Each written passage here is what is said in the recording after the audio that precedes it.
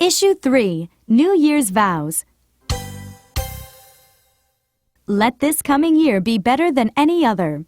Promise to do some of the things you've always wanted to do but couldn't find the time for. Call a neglected friend. Drop an old grudge and replace it with more pleasant memories. Share a funny story with someone whose spirits are dragging.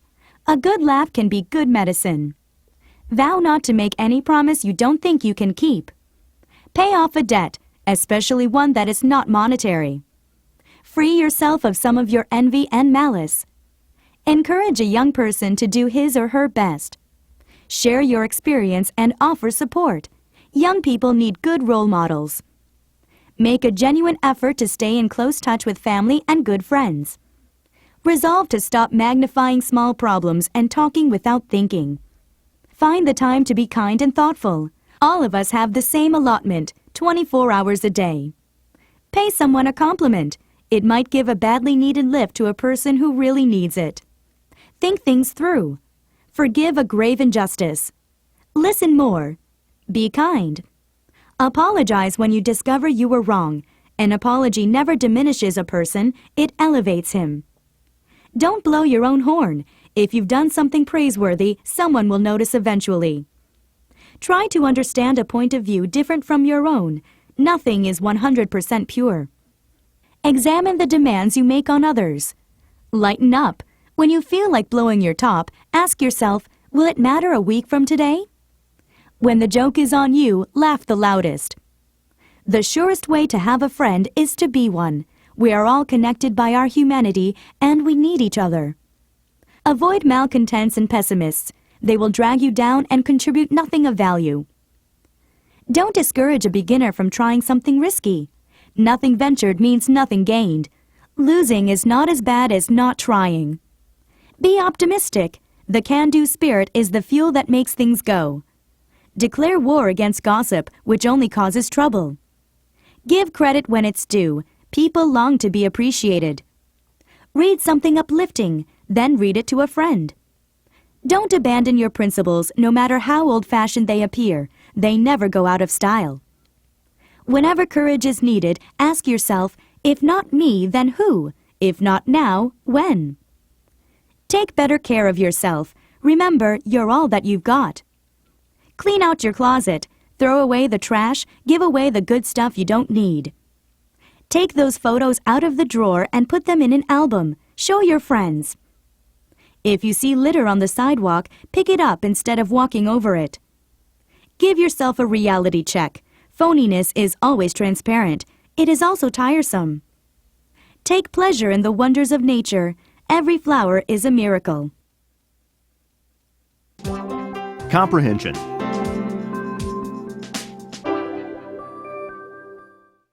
1.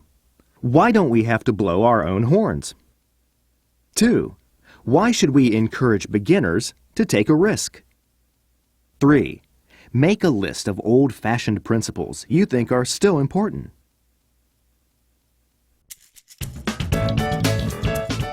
Let's talk.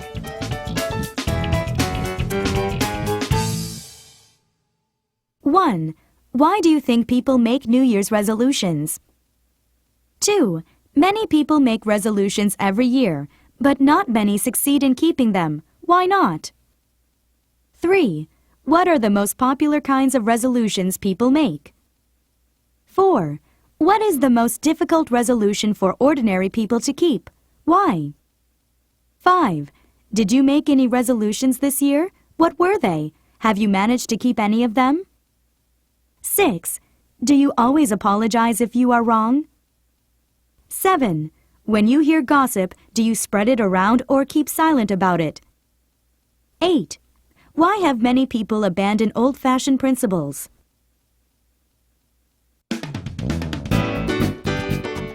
Opinion samples. 1. Look up the word resolution. It actually means simplifying some complex problem. So, every year a lot of people resolve to do something, or to stop doing something, without much thought or analysis of the issues at stake. I'm going to give up smoking, one person may resolve. But nicotine is a highly addictive substance, and it is not easy to deprive oneself of that drug. It is also hard to abandon the social settings in which one usually smokes. So, the act of quitting is difficult. However, a series of relatively simple steps can be taken, each of which will make stopping easier. I'm going to reduce my tobacco intake by 1 cigarette a day, for instance. I'm going to be a better person. How? What's wrong with you now? Why are you that way? And what do you think you can do about it? I'm going to get married. Do you have a boyfriend or girlfriend now? Why haven't you two gotten married before? What is different, or what needs to be different, this year that will make marriage more likely? Is being married the actual goal, or is it being married to an appropriate person? If you don't have a potential mate right now, how can you be sure of finding one this year? These are all practical, goal-oriented questions that need to be addressed in order to accomplish the various resolutions. Resolve by itself won't do it. Question: what are the urgent things for you to do to be a better person? 2. That fellow, he's the most inveterate gossip I've ever met. It seems that he knows the dirt about everyone, or at least he thinks he does. I don't think I've ever had a conversation with him in which he didn't malign at least one of our mutual friends. I don't know if he really has good information or not, but that doesn't stop him from telling it to everyone he meets. Yesterday, he told me all about Susie and her problems with her boyfriend. Did you know that she's had to get an abortion twice? If her parents knew, they would die. And her boyfriend, he's a work of art. I've never met anyone so lazy. All he does is lie around all day and study. I don't know what it is he's studying, but it sure isn't making any money for him. Question: how can we distinguish sound criticism from bad-mouthing? Issue 3. New Year's Vows. I give up. Give up what? Every year I make a bunch of resolutions and I never keep any of them, so I might as well stop. Why do you make them? Because I want to improve my life, but it never does any good. I guess I just don't have enough willpower. Maybe the problem is one of won't power instead. Huh? Tell me one of your failed resolutions. I said I was going to lose weight, but I've already gained 5 kilograms. So, all you need to do is fix a very strict regimen and stick to it. How much do you want to lose? There are only 2 ways to lose weight: eat less or exercise more, or a combination of the two. So, control your intake of calories every day. Be cruel to yourself. Make yourself walk more. Use the stairs instead of the escalator.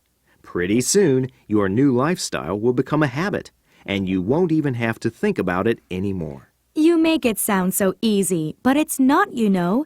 Do you ever make New Year's resolutions? Of course not. There's nothing to change. I'm perfect the way I am. You are not. All right, I'm joking. But I don't make New Year's resolutions. To me, that's just a kind of ritual. People do it every year, but it doesn't mean anything. But I do monitor my failings throughout the year, not just on the 1st of January. And I continuously take steps to improve myself. How well do you do? I guess it depends on what the problem is. Things like dieting and saving more money, those are pretty easy to control once I make up my mind.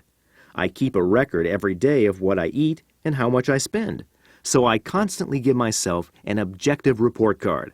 That way, I have a way of checking up on how well I'm doing. What about more difficult things, like improving some character fault? You mean you think I have any character faults? I always thought I was Mr. Wonderful. Stop kidding around. I'm serious. Okay, I'm sorry. I guess that's one of my imperfections. I make too many jokes. So, what can you do about it? Like you said, this is more difficult. There isn't any quick fix. But first, I have to become aware of the problem, like I am now, thanks to you. So tonight, I'll think about how many times I've done this, and I'll try to do it less often tomorrow. Over time, I think I can do considerably better, even if I never eliminate the defect entirely. But progress is good, even if perfection is out of reach, right? I don't know whether to admire your self-control or laugh at your naivete. I give you my permission to do both. Questions. 1. Does the male make sense in his approach to self-improvement, or does he lack sense? 2. Who is more serious? 3. Why do people fail to keep their resolutions, according to the dialogue? There are at least 2 answers given.